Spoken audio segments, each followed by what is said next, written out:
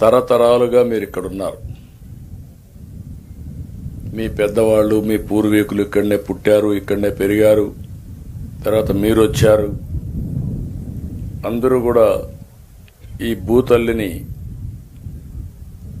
ఆధారంగా చేసుకుని మీ కార్యక్రమాలు చేస్తున్నారు. అయితే ఇక్కడ మనందరం ఒక విషయం గుర్తుపెట్టుకోవాలి. ఈరోజు ఒక చరిత్ర మీరందరూ గుర్తుపెట్టుకోవాల్సింది, వెలుగొండ ప్రాజెక్టు ద్వారా మీ భవిష్యత్తే కాకుండా 3 జిల్లాలు, ఒకప్పుడు 3 ఇప్పుడు 4 జిల్లాలు, ప్రకాశం జిల్లాతో కలుపుకుంటే 4 జిల్లాల యొక్క తలరాతను మార్చే ప్రాజెక్టు ఈ వెలుగొండ ప్రాజెక్టు.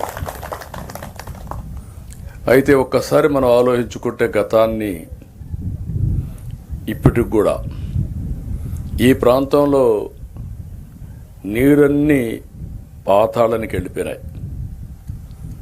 మనం తాగే నీళ్లన్నీ ఫ్లోరైడ్ నీళ్లు తాగుతున్నాం.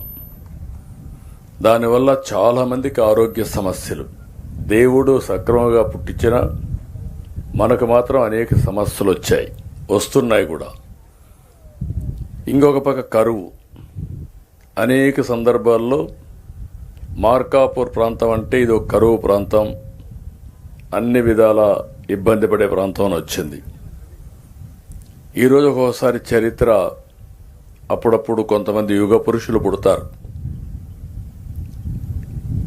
ఒకప్పుడు కృష్ణా నదీ జలాలు ఈ ప్రాంతాలకు వస్తాయని ఎవరు కలగూడగనలేదు. అలాంటి సమయంలో నందమూరి తారక రామారావు గారు ముఖ్యమంత్రి అయిన తర్వాత మొట్టమొదటిసారిగా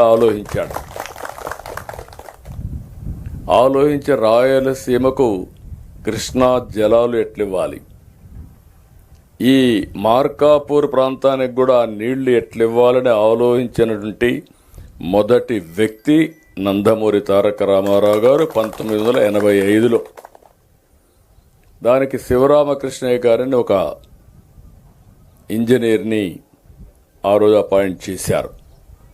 ఆయన రాష్ట్రం అంతా తిరిగి, అన్ని ప్రాంతాలు తిరిగి, ఎక్కడెక్కడ నీళ్లు రావాలనో, ఏ విధంగా వస్తుందో, అప్పుడే వెలుగొండ ప్రాజెక్టు ఒకటి వస్తే బాగుంటుందని ఒక ఆలోచన చేసి ఒక రూపకల్పన చేశారు.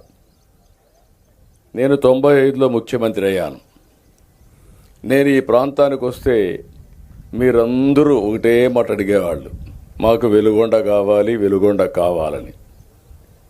నేను ఆ రోజు మిమ్మల్ని అడిగాను, వెలుగొండ ఎట్లొస్తుంది, నీళ్లు ఎక్కడున్నాయి, మనకు లేవు కదా, లేనప్పుడు ఎట్లొస్తుందంటే మీరు ఒక మాట చెప్పారు, 5 సంవత్సరాల్లో ఎప్పుడైనా వరద వస్తే ఆ ఒక్క సంవత్సరం నీళ్లు మాకు మళ్ళీ ఇచ్చండి,